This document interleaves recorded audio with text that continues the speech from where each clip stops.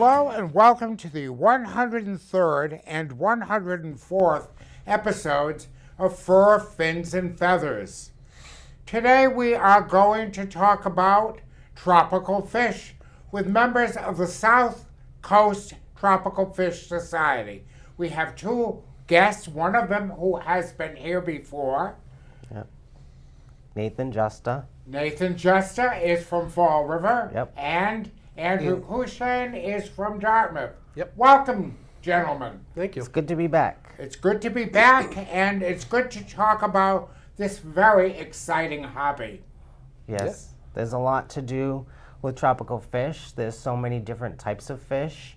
And it's really a hobby for any generation, for young kids to older kids. You know, it's one of them things, just like Legos, from age 0 to 99. Could you tell us, before we really get into it, tell us about the show that's coming up? We really want people to come to the show. Do you want to tell them? Yes, April 29th we have a auction coming up for the South Coast Tropical Fish Society. And where's that going to be held? That's going to be held in New Bedford at the Whalers Inn. It's 500 Hathaway Road in New Bedford. We're going to have vendors there. We have people coming from New York, upstate New York, Connecticut, Rhode Island, even New Hampshire, and Vermont. And they're all coming in to bring their hard work that they do when breeding fish. There'll be shrimp and plants, lots of plants. There'll be koi fish. Pretty much everything that everybody has to offer, they're here to bring it to the show, and they're here to help and teach everybody their knowledge. You know, we're a community and we're here to educate everybody. You know, our main motto is to inspire, educate, and support. That's our core mission. And by holding these shows, it's a sense of community. Everybody can come in, they can look around, they can peruse, they don't have to rush into anything, and they can make their decisions. They can ask their questions and get them answered.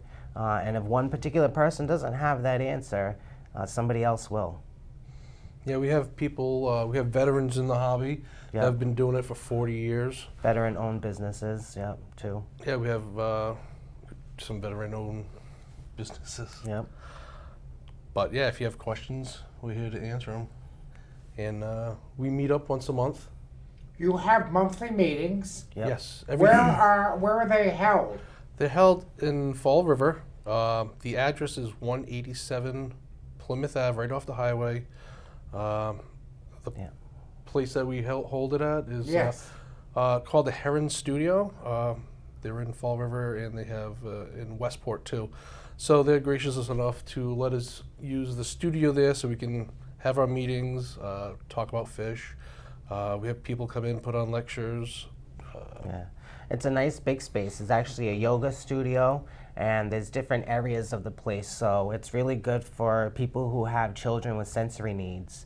If they need to get away from the madness and what's loud, there's places that they can go away for a little bit, and then they can rejoin the group. Yeah, it's a really nice space.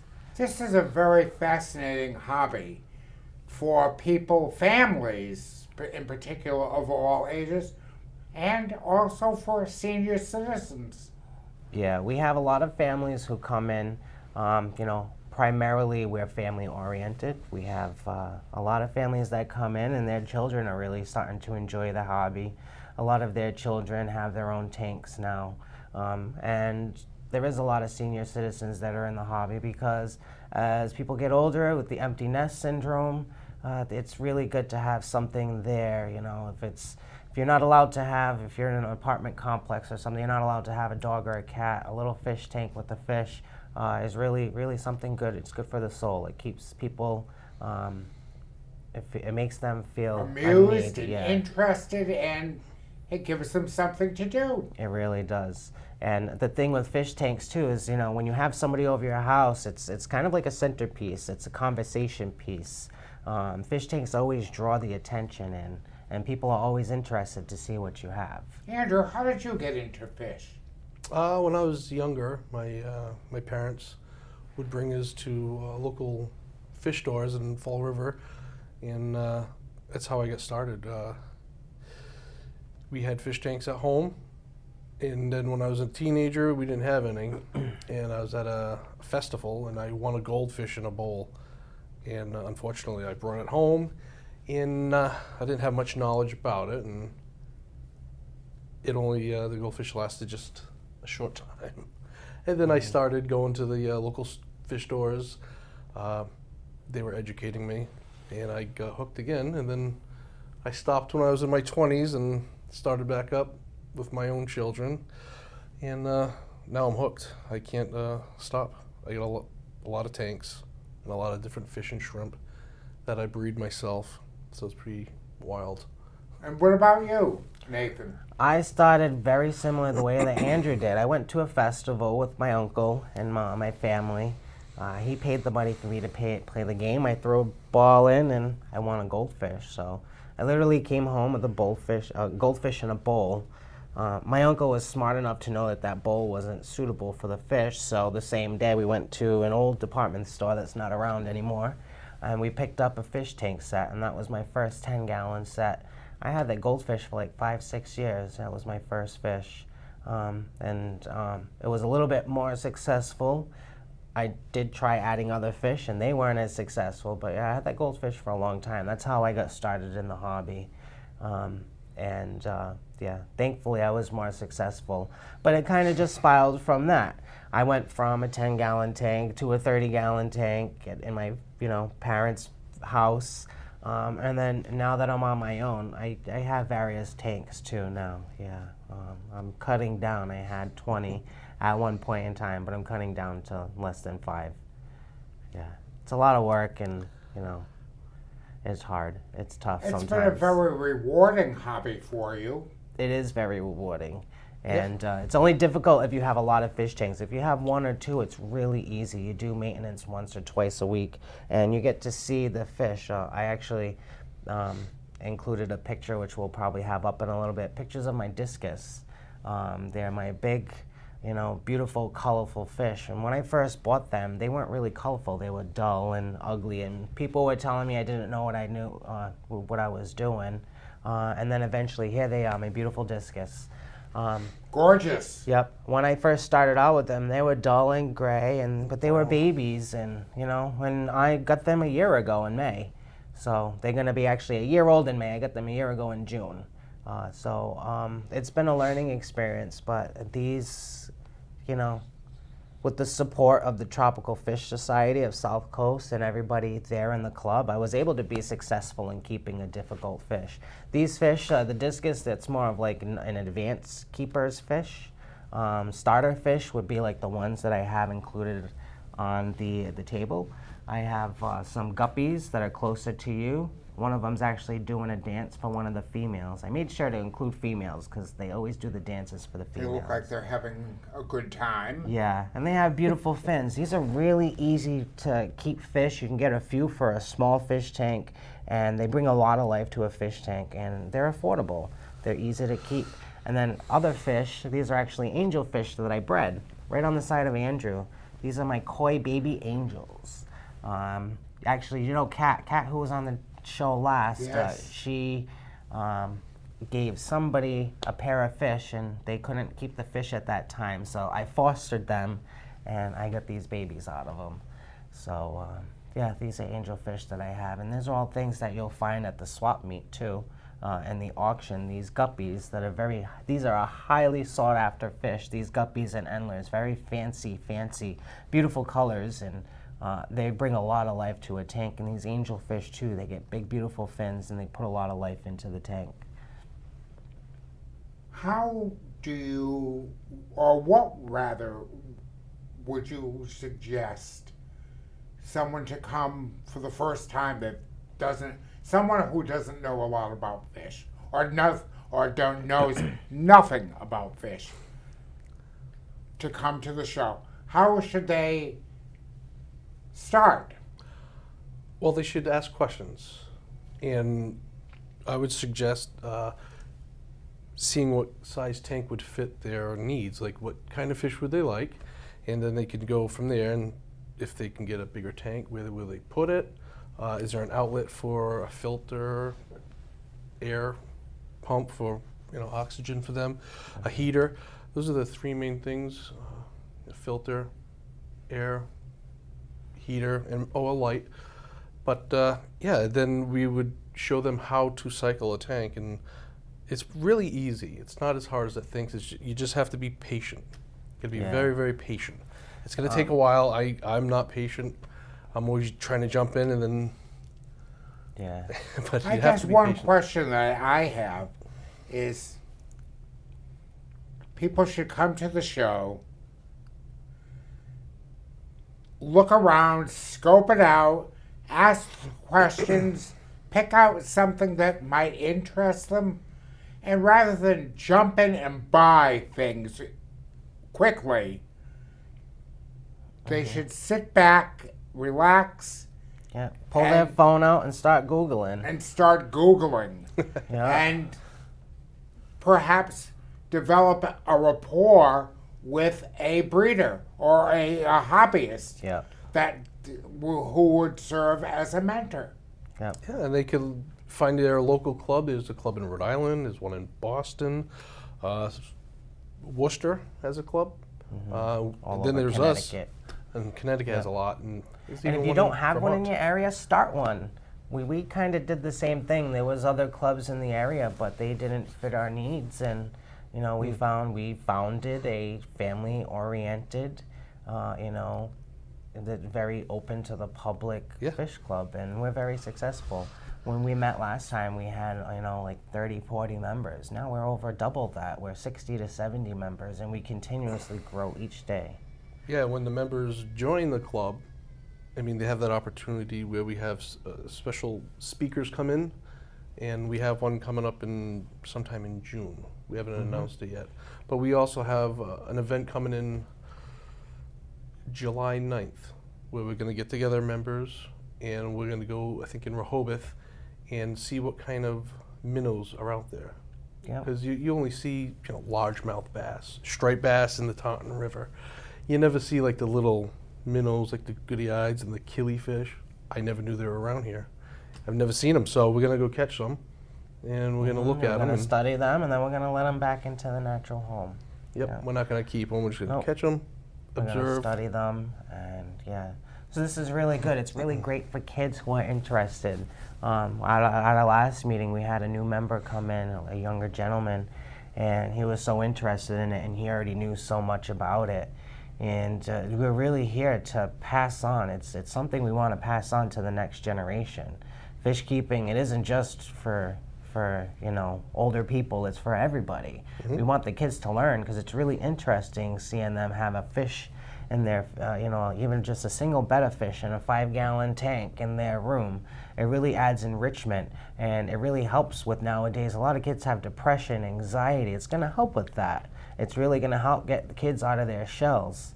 It's therapeutic. These animals, they're there to need us. They need us, so, their needs help us, give us a reason to live. And take them away from the computer. Yes, the computer. The horrible computer. Yes. And they could always, teach themselves, look up if they want to get real plants in their tank. What kind of substrate, not just gravel. Like they have certain substrates that will help the plants grow. There's fertilizer you can give to your plants. There's really easy plants that you don't really have to do much, and they're just going to grow. And they'll learn about the nitrogen cycle. And it's really when we talk about the nitrogen cycle, we brought a picture if Glenn can put it up for us. It teaches the nitrogen cycle is basically anything to do with anything biological. It has to do with, we eat something, we have waste, and then that waste gets produced into stuff that's not toxic. So when the nitrogen's basically fish eat the fish food, they excrete CO2 and ammonia. And when we talk about the cycle, we're talking about getting that nitrosomus bacteria growing in, which will then take that ammonia and the CO2 and make it into nitrites. And then nitrobacter bacteria, which is this, so it's two different kind of bacteria there. They make it into nitrates, which nitrates are not toxic. They're okay for the fish. And plants absolutely love nitrates. So a cycle, getting something like that started, you can go to your local fish store and just ask them about that. And there's different kinds of bottle bacteria that have that nitrosomus and that nitrobacter. Yeah, it's very important. So that cycle of the tank, that's the natural biology of the tank to make sure the water stays clean and not toxic for the animals. That's making sure that the filter in general has the good bacteria growing in it. And we just don't want somebody to show up to the fish show, set up a fish tank and everything all day and them not be successful. We're here to support them, and if something did run into that, we're here to support them. The easiest way to cycle a tank, honestly, is finding a friend with the fish tank and having them shake out their filter in a little cup of water for you. All that little stuff that's in the water, it's really good for the fish tank. So what you're saying really is education is key. Yeah. Yes. Yep, and we're here for that. That's what the Solid Coast Tropical Fish Society is here for. But yeah, getting started, like Andrew said, finding a tank that works well for you, something that's good, a good size, and if you can get something bigger, they have setups that are all-in-one that you can get that are really affordable, and they're decent setups, and you can get set up and started, and you can always reach out to one of us. We'll be glad to give you some cycled media out of our fish tank. It's really no problem from us. We're just giving you some, something that we have plenty of. Yep, it's a big community aspect. The thing that impressed me the most about your show last year was the fact that people were very willing and very giving of themselves to share their knowledge. Oh yeah, they're very proud. It's a very welcoming community. Oh yeah. Yeah, our community also too. We're really a close community. We stick up for each other. We're always there to help each other. When somebody's down or somebody's not feeling well, we're there to help them. Our community, that's exactly what it is. It's a community. It's in and of itself. We're there to help each other. We're there to support each other. And, in return, when somebody's doing really well, like somebody had some extra fish or something, and they gave me some extra fish, because I helped them out for a little bit, so, and in turn, now I have beautiful extra fish to addition to my community tank, and it gives more interest to my tank. I like to make videos of my fishes and post them online and Facebook. It's kind of a hobby of mine, but You like making us jealous. yeah, They're really pretty. it's, but those are my kids. My fish are my kids. They keep me happy and they keep me going. Otherwise I would be really depressed and really anxious. What kind of fish do you have? I have, all right, let's start from A. I have bettas, I have Cory cats. My new favorite one right now is a peacock gudgeon. It's very beautiful, yellow, pink. I have discus, which are the ones that we showed up, the beautiful blue and orange and red and all the colors they have. Today, this morning, which kind of was one good thing that happened, I discovered I have baby plecos in one of my tank. They're like little half-inch little wigglers. They're so cute. So that's, there's always little something going on that'll make you happy. So there's never a dull moment. Yeah, no. I have angelfish, like I showed you, on this side in this little orange-covered tank. Oh, yeah? Yep, I have those. I have a little tank full of them. I've been growing them out. I have my guppies that I grow, all different kinds of guppies. Andrew, what do you have? I have a little bit of this and that. I have some South American cichlids, and I have Central American cichlids. I keep some goodyides. They're like a live bearer, like guppies, but some of them are endangered in the wild. Yeah. And I keep goldfish. I've had goldfish for many years. What else do I have? I have rainbow fish. It's a certain kind of fish. There's so many different, I can't even explain that. They're very beautiful. They can be all different colors. Yeah, when the males see the females, they'll stop flashing. They'll get like a yellow stripe down the back and flash blue on their scales. But I have them. Couldn't even tell you, I have too many tanks. Yeah. But yeah, I have the Plecosicitas, like the bristle nose, there's albino, there's blue-eyed yellow ones. Trying to think. Have either of you had an opportunity to go to different parts of the world to learn about fish? I have not. Yeah. Not yet. Not yet. Yeah. But yeah, you can go to Peru and they have collections where you can actually go and collect fish and like discus, and if you're lucky enough, and Yeah. they have trips that. But for now, it's enough. I can't do it. And even though we haven't been, we do have members that have been. We have one of them, Jackie Anderson. She's from Project Piaba.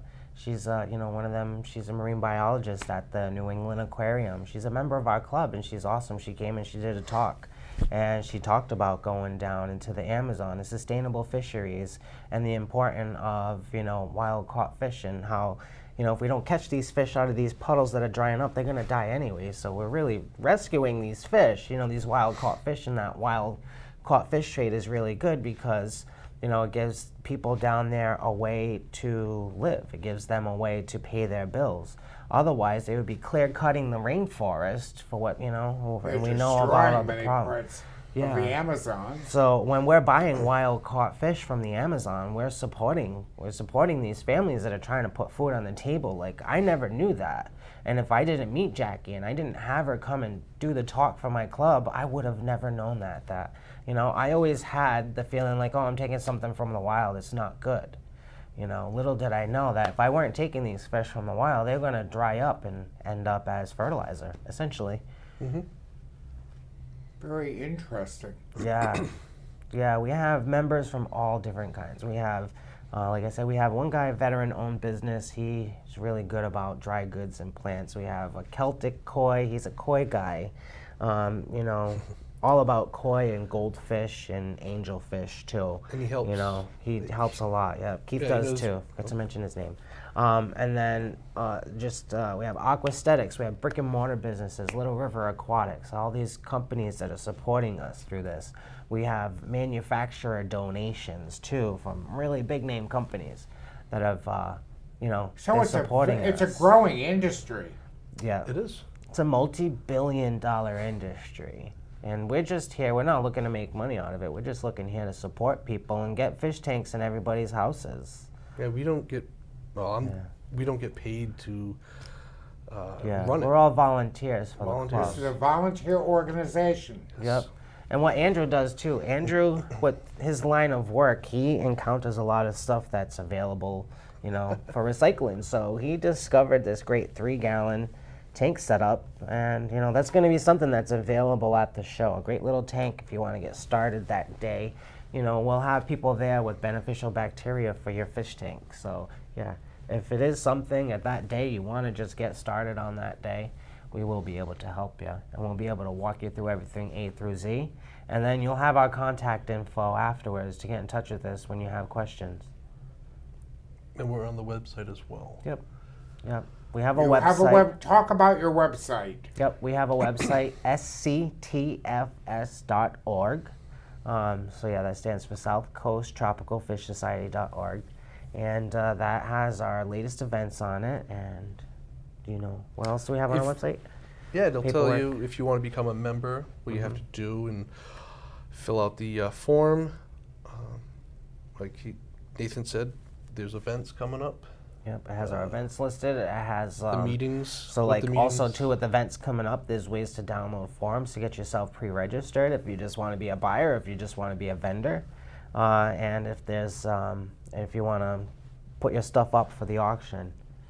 Yeah, the auction, we're expecting a really huge turnout. We have a lot of, as we call it, lots, a lot of items that are going to be available for sale. But your people come from all over New England. Yes, really all over from New England. So that gives you a good mix of everything that's going to be there. It's not just going to be guppies. It's not just going to be angelfish. It's not just going to be plecos or cory cats. There's going to be everything. You want it, you name it. Yeah, primarily freshwater. We do have some saltwater people there. What is that? My next question. What is the difference between freshwater fish and saltwater fish? Well, freshwater fish, I'm more experienced in it. It's more popular and it's a little bit easier to take care of. Marine requires salt and And it also depends Minerals. too, minerals. If you want to do a reef tank, and just like with fresh water, you can have fake plants versus real plants, and in salt water you can have fake reef or a real reef. And fresh water and salt water. Basically, it just means salt water. It's a different type of fish, and you can't really mix a saltwater fish into a fresh water. So you don't mix them. No, you don't mix them together. No. They'll just die. Yeah. But for a beginner, I recommend freshwater. Freshwater is great for a beginner. It's a lot easier to manage, and once you have the hang of it, if you really like salt water, go ahead and get your toes wet with that. And But fresh water is the way to start. Oh yeah, absolutely. I mean, Is that how you started? oh yeah, I do not have salt water right now, not for a long time. But when you do get a freshwater tank going, there's a kit you can buy to see the levels of ammonia, the nitrates. Are these creatures all fresh? Yes. Yep, They're these all are all freshwater. freshwater fish. Angelfish are freshwater, and there are the guppies are freshwater.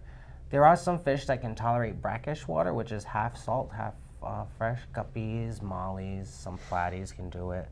And sometimes they actually prefer that, and they breed better. There are also shrimp, Ophiula, the Hawaiian tropical shrimp, that like brackish water too. But yeah, fresh water is a little bit easier. Even if people don't want fish, there's freshwater snails. There's freshwater plants. You can have a beautiful underwater garden. Yeah, and you can do the shrimp that they breed now. I think I'm in blue, yellow, green, red, and you can just have a tank with just shrimp. Yeah, and you can And mix they just them up. crawl around, and they're pretty cool. I mean, they'll produce, if you get females and males, they'll start producing eggs. If the fish are well taken care of, what is their longevity? It all depends on what species you get. There are like killifish. They will typically, certain ones will only last a year to 2 years.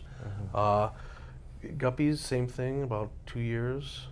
Then you have fish like goldfish, they can last 20 years, and they get big. That's why we would suggest not getting a small tank for a goldfish. At least a big 55-gallon for one goldfish, because depending what kind of goldfish, you can get over 12 inches long. They can be rather large. Yep. Oh yeah. Yeah, and what happens is if somebody doesn't get the proper enclosure for them, and the fish outgrows the enclosure, because they always say, oh, it's going to just grow into their tank. That's not true, unfortunately. No. So yeah, once they outgrow their enclosure, that's why you end up seeing people throwing them into local lakes and ponds, and that's really not good for the for the local ecosystem. It's really not good because goldfish are not Chapter good. 1 here is coming to a conclusion, and we will be back in a few minutes for round 2. All right. Well, thank you very much. It's been very interesting, and we will see you in a few minutes.